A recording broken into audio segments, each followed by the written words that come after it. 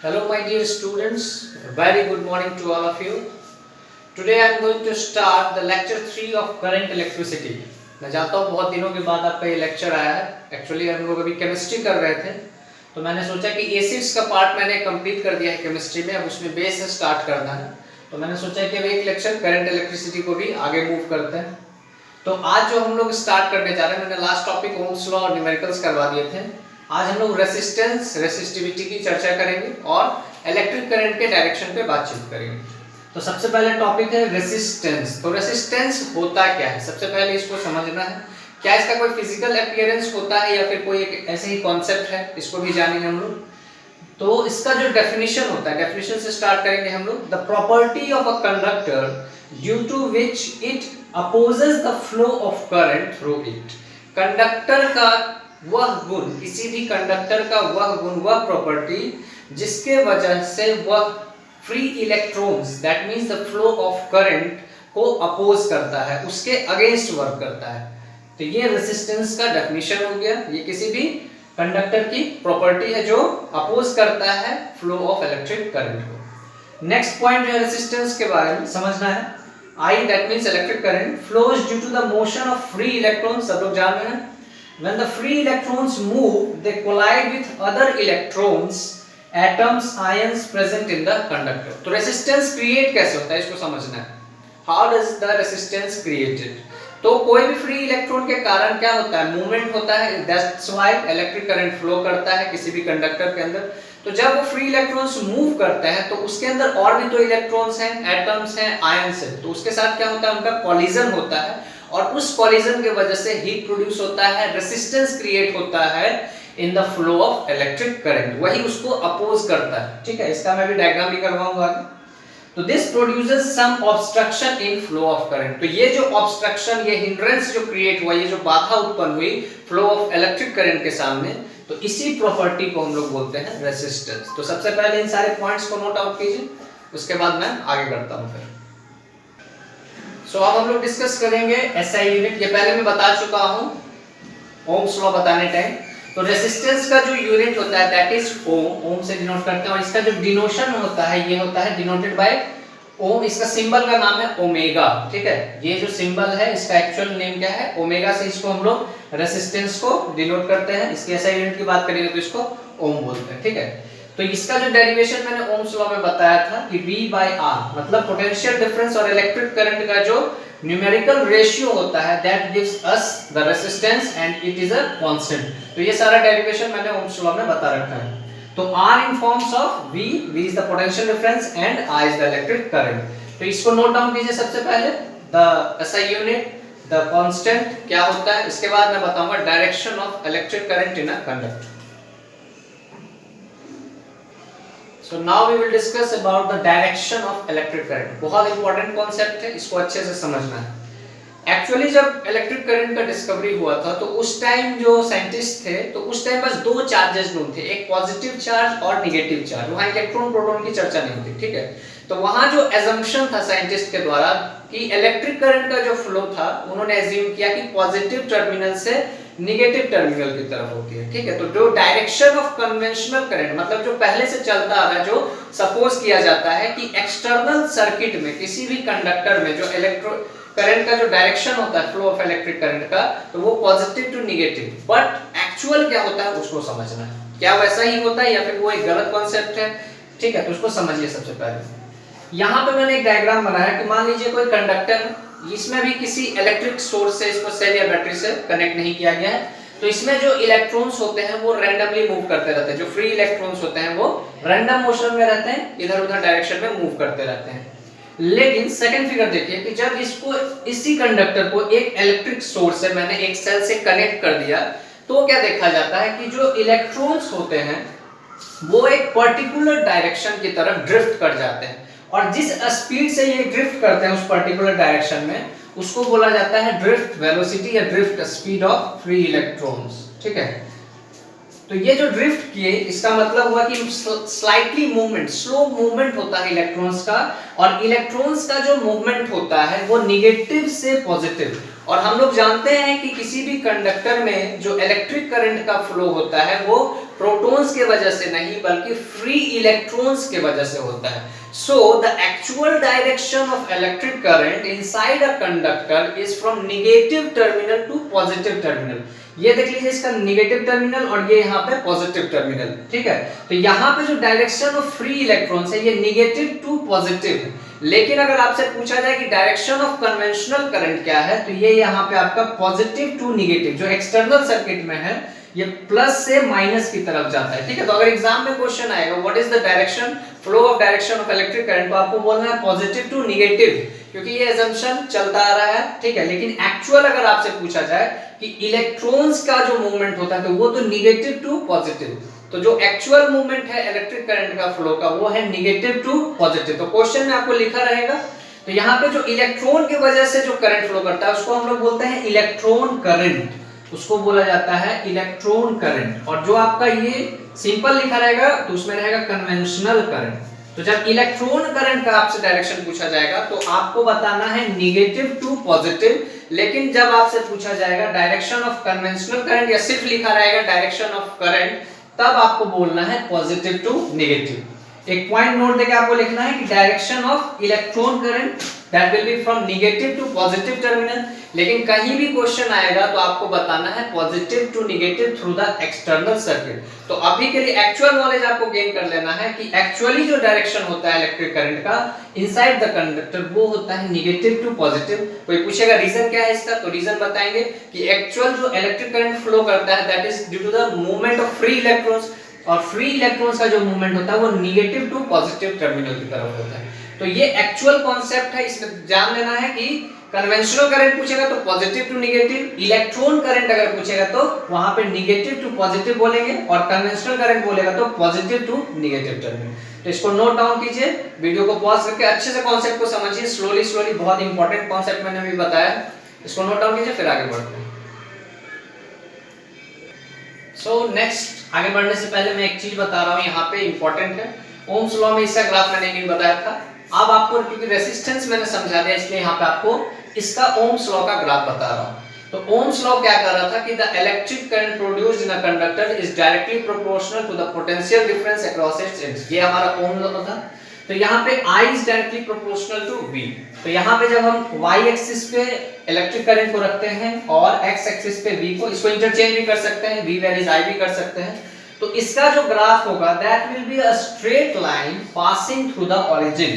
कभी भी मैथ्स में फिजिक्स में A directly proportional to B का जब ग्राफ खींचते हैं तो वो एक स्ट्रेट लाइन हमको देता है पासिंग फ्रॉम द ओरिजिन। इसका रीजन क्या है कि जैसे जैसे B बढ़ेगा वैसे वैसे A बढ़ेगा। तो मैं पहले इस सारी चीजों को समझा भी चुका हूं आपको।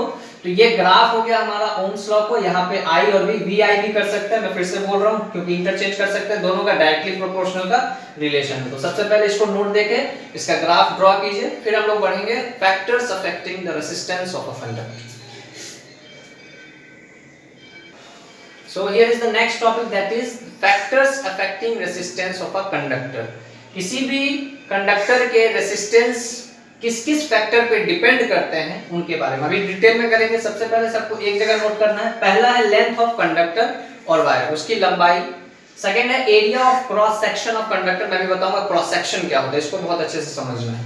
थर्ड है nature of material and number fourth है टेम्परेचर। तो these are the four factors on which the resistance of a conductor depends। तो सबसे पहले इसको नोट डाउन कीजिए, फिर अलग-अलग डिस्कस करेंगे एक-एक पॉइंट को। So now we will discuss separately each factors on which the resistance of a conductor mainly depends। तो सबसे पहला है resistance is directly proportional to the length of the conductor. यह डायरेक्टली प्रोपोर्शनल का relation होता है resistance और conductor के लेंथ या वायर के लेंथ। जब मैं कंडक्टर बोल रहा हूं तो यहां पे मेनली अभी वायर की चर्चा हो रही है, ठीक है। तो that is long wire has more resistance. Simple सा बात है कि लंबाई बढ़ेगा तो रेजिस्टेंस भी क्या होगा, ज्यादा होगा। और शॉर्ट वायर का रेजिस्टेंस क्या होगा, कम होगा, क्योंकि लंबाई कमेगा तो रेजिस्टेंस भी क्या होगा, घटेगा, क्योंकि यहाँ पे डायरेक्टली प्रोपोर्शनल का रिलेशन, ठीक है। अभी मैं फार्मूला इसका डिराइव करूंगा रेसिस्टिविटी में अलग से, पहले यहाँ पे अभी डिटेल्स में समझिए। Resistance is inversely proportional to area of cross section of the conductor और वायर। तो एरिया ऑफ क्रॉस सेक्शन किसको बताता है, एरिया ऑफ क्रॉस सेक्शन बताता है, समझना है इसको, कि मान लीजिए यहाँ पे जैसे आपने कोई भी वायर देखा, तो वायर का जो क्रॉस सेक्शन होता है, मतलब कहने का मतलब कोई भी अगर आप एक छोटा सा पार्ट इसका काट के यहाँ से निकालते हैं, तो ये जो छोटा सा पार्ट आप काट के निकालेंगे, इसको जूम करेंगे तो that will be a circle. तो वायर का क्रॉस सेक्शन जो होता है वो सर्कुलर होता है, ठीक है, इसको समझना इंपॉर्टेंट बात। तो एरिया ऑफ क्रॉस सेक्शन मतलब इस क्रॉस सेक्शन मतलब एक छोटा सा सेक्शन का एरिया कंडक्टर का। तो वायर का क्रॉस सेक्शन हमारा कैसा होता है, सर्कुलर होता है। और अगर हम कंडक्टर के क्रॉस सेक्शनल एरिया की बात करेंगे तो एरिया ऑफ सर्किल यूज करेंगे। और सबको पता है एरिया ऑफ सर्किल क्या होता है, पाई आर स्क्वायर या पाई डी स्क्वायर जो हम लोग यूज करते हैं। तो इसका मतलब क्या हुआ, a thick wire. Thick wire कहने का मतलब जिस वायर का मोटापा क्या होगा, ज्यादा होगा, थिकनेस ज्यादा होगा, तो इनवर्सली प्रोपोर्शनल, मतलब थिक वायर है तो उसकी एरिया क्या होगी, ज्यादा होगी, उसकी मोटाई ज्यादा है, तो रेजिस्टेंस उसका क्या हो जाएगा, कम हो जाएगा। इनवर्स रिलेशन है। That means a thick wire has less resistance. इसलिए बड़े-बड़े जहां पे 11000 वोल्ट के इलेक्ट्रिक करंट को कैरी किया जाता है, तो वहां पे मोटे-मोटे वायर यूज किए जाते हैं ताकि उसका रेजिस्टेंस क्या होगा, कम होगा, हीट कम प्रोड्यूस होगा, और वो कम मतलब आसानी से नहीं खराब होगा, लॉन्ग लास्टिंग होगा, ठीक है। फिर है थिन वायर। तो थिन वायर जो पतला वायर हम लोग घर में यूज करते हैं बल्ब के लिए, फैन कनेक्ट करने के लिए, तो उसका रेजिस्टेंस क्या होता है, ज्यादा होता है। अभी मैं अलग-अलग वायर के बारे में डिस्कस करूंगा। तो यहां से एक रिलेशन निकल गया कि resistance is inversely proportional to diameter square. तो डायमीटर कहने का मतलब इस सर्किल का diameter, area of cross section जो यूज करेंगे, तो इस क्रॉस सेक्शन का डायमीटर के साथ इसका क्या होगा, इनवर्सली प्रोपोर्शनल। अगर रेडियस भी रख देंगे तो सेम ही यहाँ पे रूल लगेगा, ठीक है। तो सबसे पहले लेंथ का एरिया का रिलेशन नोट डाउन कीजिए, फिर देखेंगे नेचर ऑफ मटेरियल और टेम्परेचर पे। So the third point is effect of nature of material, ठीक है। तो effect of nature of material पे भी डिपेंड करता है क्या, रेजिस्टेंस नेचर ऑफ मटेरियल पे। एग्जांपल से समझना है कि नाइक्रोम वायर जो होता है, जो हम लोग आयरन में, हीटर में यूज करते हैं, उसका रेजिस्टेंस कॉपर वायर से काफी ज्यादा होता है, ठीक है। तो रेजिस्टेंस जो है नेचर ऑफ मटेरियल, वो किस चीज का बना हुआ है, वायर या कंडक्टर, उस पे भी डिपेंड करता है। लास्ट पॉइंट जो नंबर 4 है, that is temperature dependency of resistance. Resistance temperature पे किस हिसाब से। तो यहाँ पे जो रेजिस्टेंस हम बात करेंगे वो प्योर मेटल्स और कंडक्टर्स की चर्चा। यहाँ पे हम लोग इंसुलेटर्स और सेमीकंडक्टर्स के बारे में नहीं, सेमीकंडक्टर्स में अलग रिलेशन होता है, इंसुलेटर्स पे टेम्परेचर का कोई इफेक्ट ही नहीं पड़ता है। तो यहाँ जो डिस्कशन हो रहा है इसको समझना है, that is about the pure metals और कंडक्टर्स, ठीक है। इसका जो रिलेशन होता है ये डायरेक्टली प्रोपोर्शनल का होता है रेजिस्टेंस का टेम्परेचर के साथ, फॉर प्योर मेटल्स और कंडक्टर्स। कहने का मतलब अगर टेम्परेचर बढ़ाएंगे तो रेजिस्टेंस भी क्या हो जाएगा, इंक्रीज कर जाएगा। टेम्परेचर अगर डिक्रीज करेंगे तो रेजिस्टेंस भी क्या होगा, डिक्रीज करेगा। तो इसको नोट डाउन कीजिए, फिर हम लोग नेक्स्ट टॉपिक स्टार्ट कर रहे हैं, रेसिस्टिविटी, और उसी में हम लोग फार्मूला भी डिराइव करेंगे। So here is the next topic, resistivity. तो रेसिस्टिविटी को हम लोग factors affecting the resistance of a conductor से डिस्कस करेंगे, जो हमारा लेंथ और एरिया का।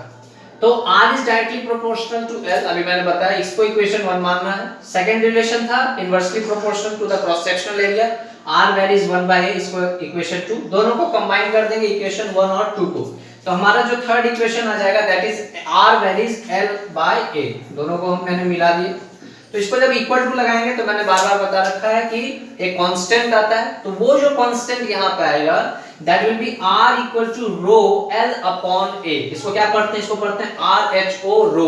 तो ये rho है, and this very constant is known as the resistivity of the material of the conductor। मैंने यहाँ पे मटेरियल क्यों लिखा, मैं इसको आगे भी डिस्कस करूंगा और अच्छे से।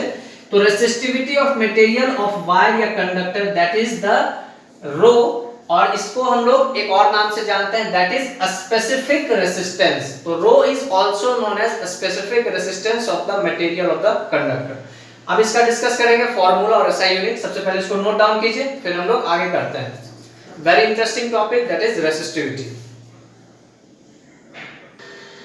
सो the next point is about the unit of resistivity and what is the formula to find. Numerical questions में जब रेसिस्टिविटी फाइंड आउट करना तो कौन सा फार्मूला लगाएंगे, ठीक है। तो सबसे पहले अभी जो मैंने डिराइव किया था R equal to rho L upon A, तो यहाँ से रो इक्वल टू हो जाएगा RA by L, resistance into cross sectional area by length of the conductor. इसके एसआई यूनिट की बात की जाए तो रेजिस्टेंस का यूनिट ओम, एरिया का यूनिट यहाँ मीटर स्क्वायर, और लेंथ हो जाएगा हमारा मीटर, ठीक है। तो यहाँ पे मीटर स्क्वायर में मीटर से कट जाएगा, आ जाएगा ओम मीटर। तो रेसिस्टिविटी का जो एसआई यूनिट हो गया दैट इज ओम मीटर। इसको बहुत इंपॉर्टेंट पॉइंट है।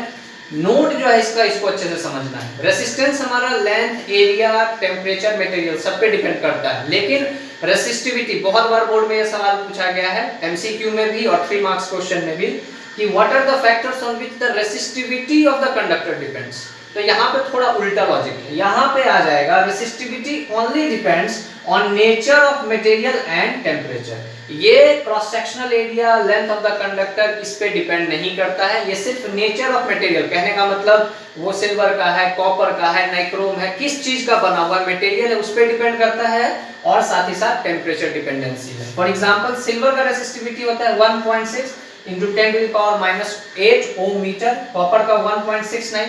तो आप देख रहे हैं कि सिल्वर जो होता है, silver is the best conductor of electricity. ये भी एक एमसीक्यू क्वेश्चन है सिल्वर के बारे में जो पूछा जाता है। तो सिल्वर जो है हमारा, it is the best conductor of electricity, लेकिन फिर भी इसका यूज नहीं करते हैं। क्यों नहीं करते हैं समझ में आ रहा होगा, क्योंकि सिल्वर जो है वो बहुत ही ज्यादा एक्सपेंसिव होता है, इसलिए हम कॉपर और एल्युमिनियम, सिल्वर के जस्ट बाद कॉपर और एल्युमिनियम ही है जो बेस्ट कंडक्टर्स ऑफ इलेक्ट्रिसिटी हैं, और ये ज्यादा एक्सपेंसिव भी नहीं होते हैं, चीप होते हैं, लेकिन सिल्वर जो है हमारा बेस्ट कंडक्टर ऑफ इलेक्ट्रिसिटी होता है। इसको भी नोट डाउन कीजिएगा, ठीक है। तो सबसे पहले इन सारी बातों को नोट डाउन कीजिए, फिर हम लोग आगे देखते हैं। सबसे पहले नोट देके एक पॉइंट लिखना है कि a good conductor should have low resistance। एक गुड कंडक्टर होने के लिए रेसिस्टेंस का कम होना क्या है, बहुत जरूरी है। हम लोग आगे पढ़ेंगे जब heating effect of electric current, तो वह समझ में आएगा, क्योंकि जितना ज्यादा रेसिस्टेंस होगा उतना ज्यादा हीट प्रोड्यूस होगा, और जितना ज्यादा हीट प्रोड्यूस होगा उतनी जल्दी ही वो कंडक्टर खराब हो जाएगा, डैमेज हो जाएगा, ठीक है। तो इसलिए गुड कंडक्टर होने के लिए लेस रेसिस्टेंस या लो रेसिस्टेंस होना बहुत ही जरूरी है, ठीक है। तो यहाँ पे मैंने रेसिस्टिविटी ऑर्डर लिख रखा है, ठीक है। ये आपके बुक में नहीं है, फिर भी नॉलेज के लिए बहुत ही ज्यादा इंपॉर्टेंट है, क्वेश्चन यहाँ से भी कभी कभी बोर्ड में आते हैं। तो सबसे पहले जो रेसिस्टिविटी ऑर्डर, ये इंक्रीजिंग ऑर्डर, सबसे कम होता है प्योर मेटल्स और कंडक्टर्स का, उसके बाद होता है एलॉयज का, मिक्सचर्स का, और फिर होता है सेमीकंडक्टर का, और सबसे ज्यादा होता है इंसुलेटर्स का। इंसुलेटर्स की रेसिस्टिविटी बहुत ही ज्यादा होती है, that's why they are not good conductors of electricity. इसी वजह से वो लोग गुड कंडक्टर ऑफ इलेक्ट्रिसिटी नहीं होते हैं, क्योंकि रेसिस्टिविटी बहुत ही ज्यादा है। तो दिस मींस कि वो इलेक्ट्रिक करंट के फ्लो को क्या करेंगे, बहुत ही ज्यादा अपोज करेंगे, और इलेक्ट्रिक करंट फ्लो होने ही नहीं देंगे due to the such high resistivity. तो नोट देना है कि copper and aluminium wires are used for transmission of electricity. Copper और एल्युमिनियम के तार को हम लोग क्या करते हैं, इलेक्ट्रिसिटी ट्रांसमिशन में यूज करते हैं। तो रीजन क्या है इसका, बिकॉज ऑफ लो रेसिस्टिविटीज और लो रेसिस्टेंस। तो एग्जाम में ये भी क्वेश्चन आता है कि कॉपर और एल्युमिनियम वायर क्यों यूज करते हैं, क्योंकि इनकी रेसिस्टिविटीज क्या है, बहुत ही ज्यादा कम है। These are the pure metals, so these are used for the transmission of electricity। तो सबसे पहले इसको नोट डाउन कीजिए, फिर हम लोग एलॉयज और नाइक्रोम वायर के बारे में लास्टली डिस्कस करेंगे। So the next point to be noted is the heating elements or coils of electrical heating appliances such as electric iron, toaster, electric heater of alloy rather than a pure metal। तो इनको alloy का क्यों use किया जाता है, यहाँ पे pure metal क्यों नहीं यूज किया जाता है। इलेक्ट्रिक appliances जैसे आयरन है, हीटर है, तो इसका रीजन ये है कि an alloy has much higher resistivity than pure metals। तो पहला रीजन, ये सीबीएसई बोर्ड में 3 से 4 बार सवाल रिपीटेड है, पूछा गया है, नाइक्रोम वायर के बारे में पूछा गया है, और उसी से सेम रिलेटेड ये भी क्वेश्चन, ठीक है। तो एक एलॉय की रेसिस्टिविटी जो होती है एक प्योर मेटल से काफी ज्यादा होती है। तो पहला रीजन तो ये है, अगर हम प्योर मेटल यूज करेंगे तो वो हीट जब बहुत ज्यादा जनरेट होगा, जैसे आयरन में, हीटर में होता है, तो वो डैमेज कर जाएगा हमारा कॉपर वायर, वहां पे एल्युमिनियम वायर वहां काम नहीं करेगा, ठीक है। तो सबसे ज्यादा तो इसकी रेसिस्टिविटी ज्यादा होती है, रेसिस्टिविटी क्षमता मतलब रेजिस्टेंस क्षमता इसकी बहुत ज्यादा है, ठीक है। फिर सेकंड पॉइंट है N alloy doesn't go undergo oxidation. Oxidation कहने का मतलब ऑक्सीजन के प्रेजेंस में जो बर्न करता है at high temperature when it is red hot. जब आपने हीटर को देखा होगा या आयरन को, जब वो पूरी तरह से हीट हो जाता है तो हीटर वायर में आपने क्या देखा, नाइक्रोम वायर पूरा रेड हॉट हो जाता है। तो उस हाई टेम्परेचर पे भी ये एलॉय जिसकी रेसिस्टिविटी इतनी ज्यादा है ये एग्जिस्ट करता है, डैमेज नहीं होता है, ठीक है। इसीलिए हम लोग प्योर मेटल की जगह पे एलॉय का यूज करते हैं इलेक्ट्रिक एप्लायंसेस में। तो समझ में आ गया होगा आप लोगों को। तो सबसे पहले इसको नोट डाउन कीजिए, फिर 2-3 पॉइंट्स इसी पे बेस्ड मैं लास्टली करवाऊंगा और लेक्चर कंप्लीट करूंगा।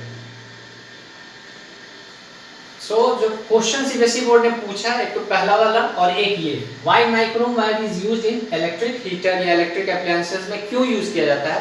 तो सेम रीजन जो मैंने अभी दिया है पॉइंट 1 और पॉइंट 2 इससे पहले वाले में, वही सेम आंसर इसमें भी लिखना है, same as the given below. ठीक है, नेक्स्ट है टेम्परेचर इफेक्ट ऑन रेसिस्टिविटी। ठीक है, ये भी थोड़ा इंटरेस्टिंग है, ज्यादा बुक्स में आपको नहीं मिलेगा।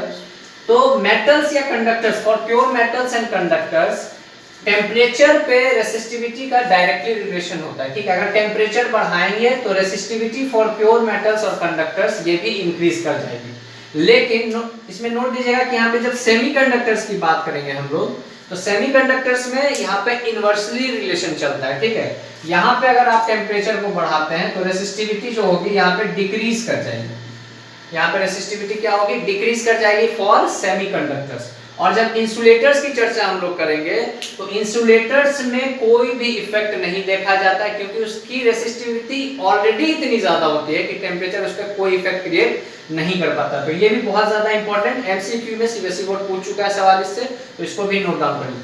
तो आज का जो हमारा लेक्चर था वो यहीं तक रहेगा, based on resistance and resistivity. Next lecture जो हम लोग करेंगे उसमें कुछ न्यूमेरिकल्स करेंगे, रेसिस्टिविटी पे बेस्ड, रेसिस्टेंस पे बेस्ड, और साथ ही साथ equivalent resistance, series and parallel combination को डिस्कस करेंगे। तो वीडियो को अच्छे से पॉज करके देखिए, नोट्स बनाइए, चैनल को लाइक कीजिए, सब्सक्राइब कीजिए और शेयर कीजिए ज्यादा से ज्यादा। Thank you very much, that's all for today.